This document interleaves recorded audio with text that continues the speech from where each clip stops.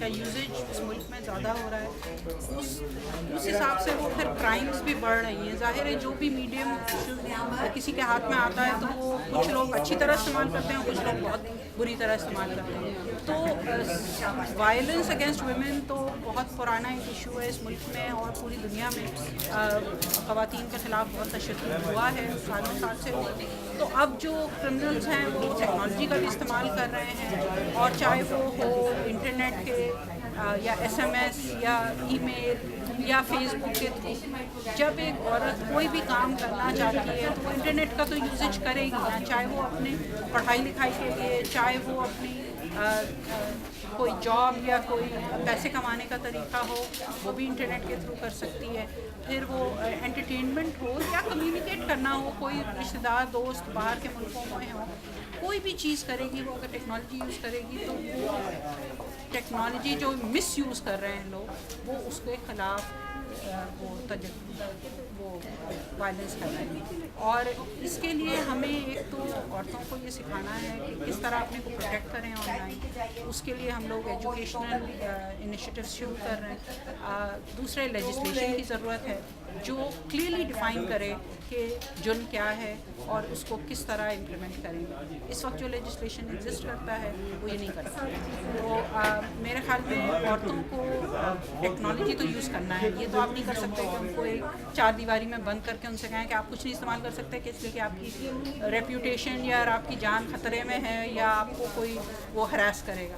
ظاہر ہے ان کو استعمال کرنی ہے. تو اب ہمیں یہ دیکھنا ہے کہ کس طرح ان کو سیف گارڈ کریں، پروٹیکٹ کریں، کس طرح وہ اپنے کو پروٹیکٹ کریں اور کس طرح وہ ٹیکنالوجی پوری فریلی استعمال کر سکیں. ہم cyber crimes against women who رہے ہیں. اگر آرڈیننس کی بات کریں تو آپ کیا سمجھتے ہیں اس میں کیا کیا کن کن تبدیلیوں کی ضرورت ہے کہ خواتین جو ہیں وہ اس تشدد سے بچ سکیں؟ دیکھیں، خواتین کے خلاف استعمال ہو رہا ہے، بچوں کے خلاف استعمال ہو رہا ہے، مردوں کے خلاف ہو رہا ہے. خواتین کے خلاف زیادہ ہوتا ہے اس لیے کہ جو تشدد کے واقعات ہیں وہ ہوتے ہی ہیں زیادہ عورتوں اور بچوں کے خلاف. تو اس میں یہ ہے کہ لیجسلیشن جو ہے اس میں سب سے پہلی بات یہ ہے کہ جب آپ اسپیمنگ یا اسپوفنگ یا سائبر اسٹاکنگ یا جو بھی کرائمس ہیں ان کو جو آپ نے اس کو ڈیفائن کیا ہوا ہے وہ غلط ڈیفائن کیا ہوا ہے. تو اگر کسی کو آپ پکڑیں گے اس جرم میں تو وہ تو نکل جائے گا. لائرس کی بہت فائدہ ہوگا اور کسی کا نہیں ہوگا.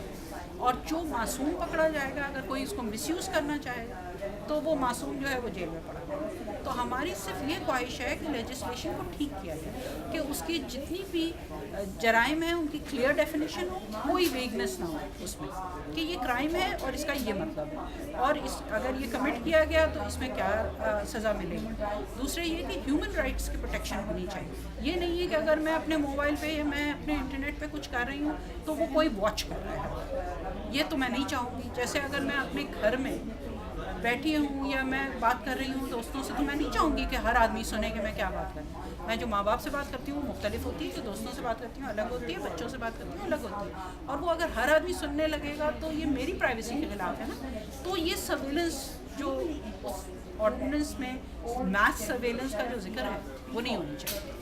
تو اس طرح کی چیزیں ہیں. تو وہ اگر ہم ہمارے ساتھ مل کے کریں تو میرے خیال میں انٹینشن اچھا ہے کہ لیجسلیشن ہونا چاہیے اور ہم مدد کرنا چاہتے ہیں کہ وہ ٹھیک لیجسلیشن ہو جس میں گورنمنٹ بھی اپنا کام کر سکے اور ہم لوگ بھی اپنا انٹرنیٹ اور ٹیکنالوجی انجوائے کر سکیں اور اس سے ترقی کر سکیں.